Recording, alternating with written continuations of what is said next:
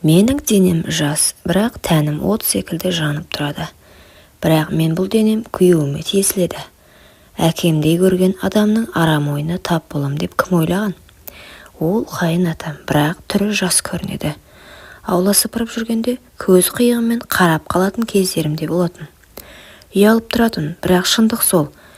Мен оның еркектік иісін сезетімін. Бір күні күйеуім түнгі жұмысқа кеткен. Мен ішкемен жүредім, ұйықтауға дайындалып. Бөлменің жарығы өшіктір, терезеден ай түсіп тұр. Сол сәтте есік сықырлады. Мен шошып қалдым. Келін деді жай, дабысы жай. Иә, жарағың сөнді ме? Иә, енді жатып жатыр едім. Ол ішке кірді. Қолында бір кесе сүт. Ішіп ал, ұйқыға жақсы болады деді. Сол кезде менің көйлегімнің иығы сәл түсіп кеткен еді. Ол соған ұзақ қарады. Мен байқамай қалдым, ол байқап тұр екен. Кенет ол кесе қойған қолын менің иығыма қойды. Сен әдемісің, келін. Әкеңдей көресің, білемін. Бірақ сенің денең мені жындандырады. Сол сәтте мен оны итеріп жібергім келді, бірақ тұла бойы қимылдамады. Ол көйлегімнің етегінен ұстап жоғары тартты.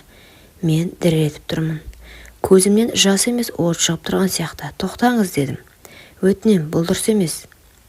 Бірақ ол менің іш көйлегімнің жиегінен ұстап ескей бастады. Күнтимең тұсынан ақырын қолмен сипады. Сол сәтте денем еріксіз шымырлап кетті. Тәнім жылап тұрса да, тәнім үміт болар құмырлақты аңсап тұрғандай еді. Менің ішімде екі дауыс айқасты. Жоқ, бұл ұят, тоқтат. Иә, мен әйелмін. Ақыры мен үнсіз қалдым. Ол мені әйел қылды сол күні. Жай жерде, тізерлеп отырған күйі менің ішіме кірді. Сол түні мен келін емес, оның жасырын күнәсі болдым. Бірақ менің ішімде бір түнімен бірге көмілген арнамыз сол күйі тұрып қалды.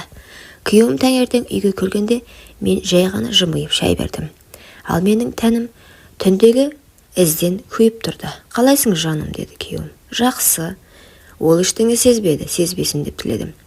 Менің денемнен өз әкесінің иісі шығып тұрғанын білсе не болар еді. Ас үйге жүргенде қайнатам тағы кіріп келді. Көзімен денемді шолып өтті. Мен кіріп жуып жатқан едім. Белім майысып тұр еді. Сол кезде ол артыма келіп ақырын сыбырлады. Түнде тәттісің. Мен қалдырып кеттім. Ыдыс қолымнан түсіп кетті, бірақ құмарлық ұятты жеңіп бара жатты. Сол түні тағы жалғыз қалдым. Және ол тағы да келді. Есікті ашпай тікелей мен қарсы болдым, бірақ әлсіз болдым. Себебі тәнім әлдеқашан мойынсынып қойған еді. Ол мені сүйіп жатқанда менің көзімнен жас ақты. Сол түні мен қайтадан тірі күнә болдым. Мен сенің тәніңді жақсы көремін, иісіңді ұмытқым келмейді, деді.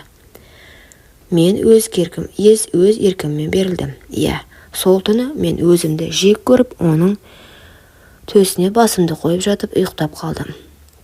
Түнде әйел болам, таңертең келін болам. Бірақ мен кіммін шын мәнінде? Менің тәнім оның иісіне үйреніп алды. Жаным жек көріп, бірақ төсегім қайта сағына бастады. Кеше тағы келді, түн ортасы. Ол еш сөз айтпады, тек маған қарады. Қараған кезде мен өзімді әйел сезіндім. Сен менің тағдырыма жазылғансың, деді ол. Бірақ мен қарсы тұрудан шаршадым. Жаныма өрт түсіп, көзімнен жас ақты, бірақ ол жас еріксіз ләззаттың жасы еді. Сол түні тағы да менің ішіме кірді. Бірнеше секундта біз бірге дем алғандай болдық. Сол кезде ішімде бір діріл сезілді. Баяу, елеусіз. Бірақ мен бір нәрсе дұрыс емес екенін сездім.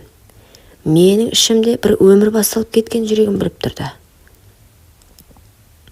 Күйеуім соңғы күндер маған күмәнмен қарай бастайды. Тәбетің жоқ, жылайсың, түнде шошып оянасың. Не болды жаным? Бірден айтшы, деді.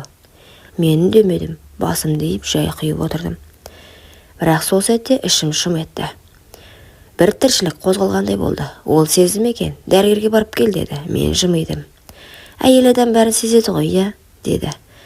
Дауысы дірілдеді. Ол да бірдеңе сезіп тұрған сияқты. Түстен кейін мен дәріханаға тест алдым. Түнде жуынатын бөлмеде терезеге қарап тұрып екі сызық шықты. Сол сәтте тізем бүгіліп жерге отыра кеттім. Алақанмен ішін ұстадым. Құдайым, бұл кімнің баласы? Сол түні қайнатам үйге ерте келді, түн ортасы. Ол кіріп келді, бірден байқады. Бұл не? Мен жүктімін. Ол үнсіз қалды бірнеше секунд. Сосын баяу келіп тізерлеп отырды. Қолын ішіме қойды, бірақ ішім ауырды. Және бұл баланың кімнен екенін енді ешкімге дәлелдей алмаймын. Дәріханадан тест кейін 3 күн өтсе де, мен әлі бір шешімге келе алмадым. Қайнатам таныш, күйеуім күмәнмен қарап жүр. Бірақ менің ішімде үнсіз өсіп жатқан кішкентай өмір бар. Және мен оны өмірден құтылғым келеді. Сол күні қаладағы таныс акушер-гинекологқа жазылдым. Апарда алдыр, деді қайнатам.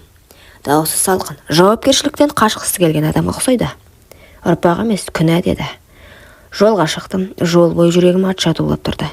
Ауруханаға барып тексеруге бардым. Дәрігер УЗИ аппаратымен қарап отырды да бірден тоқтады.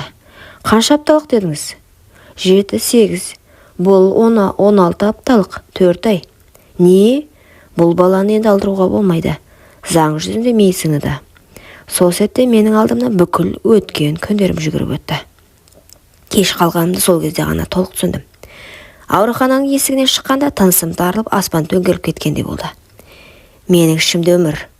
Күйеуім үнсіз қарсы алды. Кешкісін күйеуім келді, бетіме тіке қарады. Менікі ме, деді, бала. Дауысы дірілдеді, мен үндемедім. Тек көз жасым тама бастады. Ол бар даусымен айқай салды. Кімнен, айт? Сол түні мен үнсіз қалдым. Үйсіз қалдым, жүкті, қолдаусыз, және кешірілмейтін күнәні арқалап. Ауылға қайттым. Ескі көрпеге оранып, көз жасымен ұйықтадым. Бұл менің өмірімнің шындығы еді. Құмарлықтың соңы жалғыздық пен бала. Мен енді ана болам, бірақ әйел емеспін. Мен күнәнің көлеңкесінде қалған келінмін. Құрметті оқырман, өмірден алынған шынайы оқиғаларды тыңдағыңыз келсе, менің арнама тіркеліп, лайк, комментарий жазып қолдап кетіңіздер. Арнаға тіркелуді ұмытпаңыздар.